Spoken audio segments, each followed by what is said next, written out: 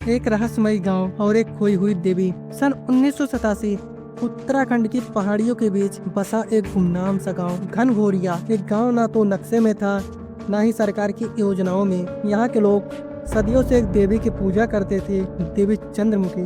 देवी कोई मूर्ति नहीं थी, बस एक खाली मंदिर था, पत्थरों से बना।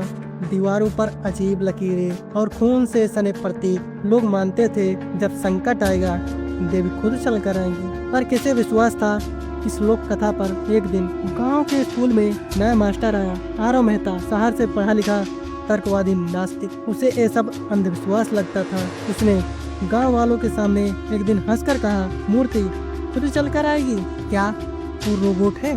गांव के बुजुर्ग पंडित विष्णु त्रिपाठी ने चुपचाप कहा, मास्टर जी, ये पहाड़ सिर्फ मिट्टी नहीं, भावनाएं हैं। देवी को मत ललकारिए। आरव ने उसी दिन मंदिर जाकर देवी को चुनौती दी, अगर तू सच में है तो सामने आ। उस रात गांव में कुछ टूटा। मंदिर की घंटियां अपने आप बजने लगी। पास की नदी कालगंगा लाल हो गई। देवी आई या कोई और? सुबह मंदिर में हलचल मच गई। वो मूर्ति जो सदियों से कहीं नहीं थी, अब वह वहीं रखी थी। एक काले पत्थर की नीले नेत्रों वाली स्त्री मूर्ति, जिसकी आंखें खुली थी, मानो किसी को घूर रही हो। गांव का माहौल डरावना हो गया। गांव की गायें दूध देना बंद कर चुकी थी, बच्चों के मुंह से खून निकल रहा था और मास्टर आरव अब अजीब बातें बड़बड़ा रहा था। उसने मेरी आंखों में देखा था, वो अंदर घुस गई। मैं नहीं हूँ। लोगों ने मान लिया देवी आ चुकी है। पर एक लड़की थी, नेहा, जो आरव की बहन थी और पत्रकार बन चुकी थी। नेहा को ये सब पर हंसन लग रहा था। वो दिल्ली से गांव आई और तय किया कि वो इस मूर्ति के पीछे का सच निकालेगी। नेहा ने रात को मंदिर में सीसीटीवी कैमरे लगवाए और अगली सुबह कैमरे गायब थे और एक वीडियो क्लिप बस बची हुई थी, जिसमें मूर्ति अपनी गर्दन घुमा रही थी और धीरे धीरे मंदिर के दहलीज से बाहर की ओर सरक रही थी। नेहा दंग रह गई। मंदिर का श्राप और खोली गई सच्चाई। नेहा ने मंदिर के नीचे खुदाई करवाई और वहां निकला एक बंद गुप्त तहखाना। वहां कुछ दस्तावेज थे जो ब्राह्मी लिपि में लिखे गए थे।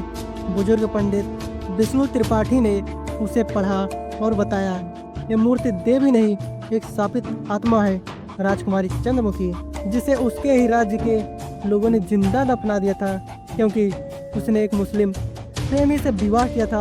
उसे मारा नहीं गया था, उसकी आत्मा वहीं पत्थर में कैद की गई थी। पंडित ने कहा, हर 100 साल में एक इंसान के माध्यम से वो बाहर आती है और इस बात को माध्यम आरव है। अब गांव में मौतें शुरू हो गई।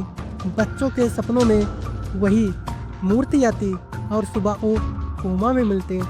मंदिर के बाहर रोज एक नया शव मिलता, उसके माथे पर ओम खुदा हुआ होता। नेहा को अब एक ही उपाय दिखा। अब उस आत्मा को उसकी अधूरी प्रेम कहानी पूरी करवानी होगी, वरना देवी का प्रकोप सारे गांव को निकल जाएगा। प्यार का पुनर्जन्म और देवी का चमत्कार। नेहा ने आरव को मंदिर ले जाकर वही प्रेम गीत गाने को कहा जो चंद्रमुखी और उसके प्रेमी ने गाया था। रात के 12 बजे, पूर्णिमा की रात, पूरा मंदिर नीली रोशनी में नहाया और मूर्ति फर्श से धीरे धीरे ऊपर उठने लगी। आरव की आंखों से आंसू निकलने लगे, उसकी आत्मा कांप रही थी। फिर अचानक देवी ने खुद मूर्ति से बाहर निकलकर कहा, मुझे मेरे प्यार तक पहुंचा दो, फिर यह पीड़ा थमेगी। नेहा को अब असली सच्चाई का बोध हुआ। आरव चंद्रमुखी के प्रेमी का पुनर्जन्म था। नेहा ने पवित्र मंत्रों और प्रेम गीतों से पूरा मंदिर गुंजा दिया और फिर देवी ने अपने हाथों से मूर्ति को चूमा और वो मूर्ति जलकर रोशनी में बदल गई। गांव में एकाएक सब कुछ शांत हो गया। बच्चे उठ गए, गाय दूध देने लगी और आरव अब फिर से सामान्य हो गए। अगली सुबह मंदिर पूरी तरह खाली था, मूर्ति गायब थी और दीवार पर लिखा था, अब मैं मुक्त हूँ चंद्रमुखी। मूर्ति खुद चलकर नहीं आई थी, उसका प्यार उसे खींच लाया था। इस चमत्कार के बाद गांव में एक और देवी की मूर्ति बनी, जहाँ न सिर्फ पूजा होती है बल्कि प्रेमियों को आशीर्वाद भी दिया जाता था।